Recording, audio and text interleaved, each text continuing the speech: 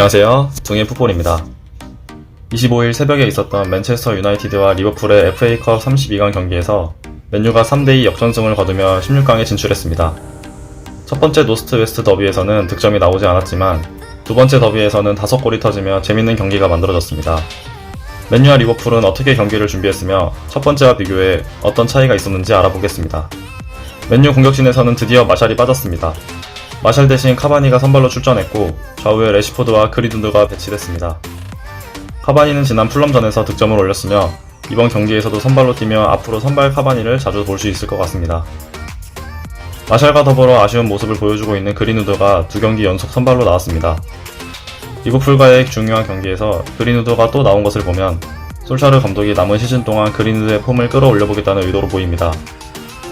포그바의 사용법을 찾은 것처럼 그린우드 사용법을 계속해서 고민하고 있는 솔샤르 감독입니다. 브루노 페르난데스 대신 반더비크가 오랜만에 나왔습니다. 이번 경기에서 어떤 모습을 보여줬는지 함께 살펴보겠습니다.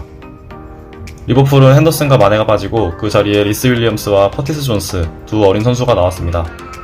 핸더슨과 마네의 체력 관리 차원으로 빼준 것 같은데 어린 선수들이 위기의 리버풀에서 어떤 역할을 했는지 알아보겠습니다. 지난 더비와는 달리 맨유는 초반부터 공격을 몰아쳤습니다. 반더비크는 카바니와 나란히 페널티 박스 안으로 자주 들어가며 공격적인 모습을 보여줬고 측면으로도 빠지며 플레이했습니다. 리버풀은 이전처럼 측면을 공략하기보다는 중앙에서 파이널 서드로 자주 패스를 시도하며 공격을 했지만 초반에는 그렇게 날카로운 모습을 보여주지는 못했습니다.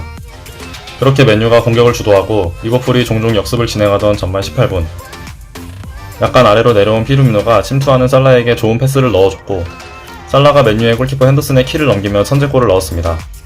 맨유의 수비진이 대형을 갖춘 상황에서 넣은 득점이라 리버풀에게는 더욱 값졌을 것 같습니다. 이 장면을 보면 루크쇼가 더 깊숙이 내려가지 않은 것은 살라를 오프사이드에 빠뜨리게 한 것으로 보이는데 린델레프는 패스를 대비하기 위해 깊숙이 내려가 버렸습니다. 물론 중원에서 패스할 때 압박이 이루어지지 않은 부분은 아쉽습니다. 리버풀은 선제골 이후 기세가 올랐고 다시 경기를 주도했습니다. 전반 25분 역습 상황입니다. 하프라인에서 자신 앞에 2명의 수비가 있으니 공을 잠시 멈춰 세운 레시포드가 반대쪽으로 침투하는 그린우드에게 긴 패스를 넣어줍니다. 그린우드는 침착하게 오른발 슈팅을 성공시키며 정말 오랜만에 골맛을 봤습니다. 솔샤르 감독이 계속해서 그린우드를 믿고 경기에 기용했으며 그린우드 역시 득점을 만들어줬습니다. 레시포드의 플레이도 아주 칭찬하고 싶습니다. 자신의 빠른 스피드를 이용해서 돌파하지 않고 공을 멈춰 세워 동료를 이용한 플레이를 했다는 것에 레시포드의 플레이가 많이 성숙해졌다는 것을 볼 수 있었습니다. 이후 맨유와 리버풀은 공격을 주고받다가 1대1로 전반을 마칩니다. 맨유는 후반 시작 후 몇 분 있지 않아 역전골을 만들어냅니다. 맨유는 리버풀의 공격을 끊고 역습을 전개합니다. 최전방으로 침투하는 레시포드에게 이번에는 그린우드가 뒷공간으로 떨어뜨려주는 좋은 패스를 보냈습니다. 공을 바로 연결하며 역습의 템포를 살릴 수 있는 좋은 패스였습니다. 맨유의 강점이 빛을 발한 순간이었습니다. 레시포드는 저런 역습을 마무리하는 것에는 최고의 모습을 보여줍니다. 리스 윌리엄스와 파비뉴는 레시포드의 속도를 따라갈 수 없었으며 레시포드는 침착하게 밀어넣어 마무리 짓습니다. 두 번째 득점을 보며 솔샤르 감독이 맨유의 역습 상황에서 선수들에게 어떤 역할을 부여했는지 확실하게 정해준 것 같다는 생각이 들었습니다. 특히 그린우드가 이번 경기에서는 자신의 역할을 확실히 알고 경기에 임하는 것 같아서 앞으로의 맨유가 더 기대되는 부분이었습니다. 역전골을 내준 리버풀은 제임스 밀러를 더 높은 위치로 올려 공격 숫자를 늘립니다. 밀러는 박스 안으로 적극적으로 침투하며 득점 기회를 잡습니다. 리버풀은 계속해서 공격했고 이어 동점골을 만들어냈습니다. 피르미노가 침투하는 밀러에게 살짝 내줬고 밀러는 옆에서 들어오는 살라에게 흘려줬습니다. 살라도 지체 없이 슈팅으로 연결하며 두 번째 골을 만들었습니다. 피르미노는 최근 좋지 않은 경기력을 보였지만 중원에서의 연계, 박스 안에서의 찬스 메이킹을 통해 자신이 건재함을 보여줬습니다. 이날 피르미노는 4번의 키패스를 기록했고 그중 2개가 도움, 1개는 득점에 아주 근접한 패스였습니다. 이후 클롭 감독은 베이날둠을 빼고 마네를 투입하며 공격을 강화했고 솔샤르 감독도 그린우드와 반더비크를 빼고 브루노 페르난데스와 프레드를 투입했습니다. 교체를 통해 허리에 에너지를 불어넣고 동시에 공격도 강화했습니다.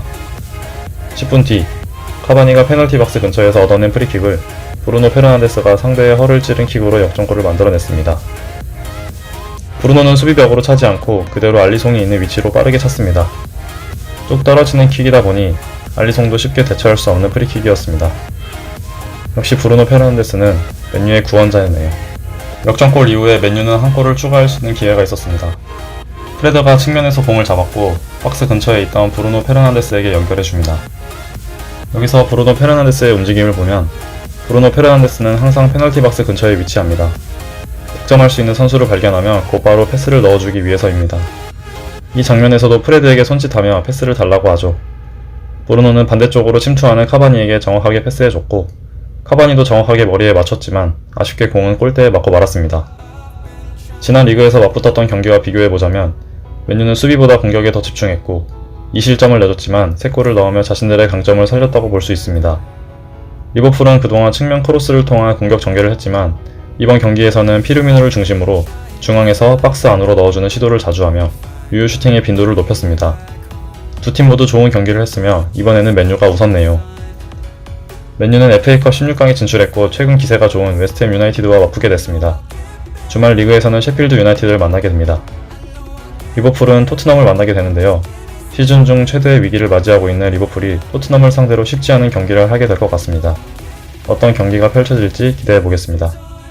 시청해주셔서 감사합니다.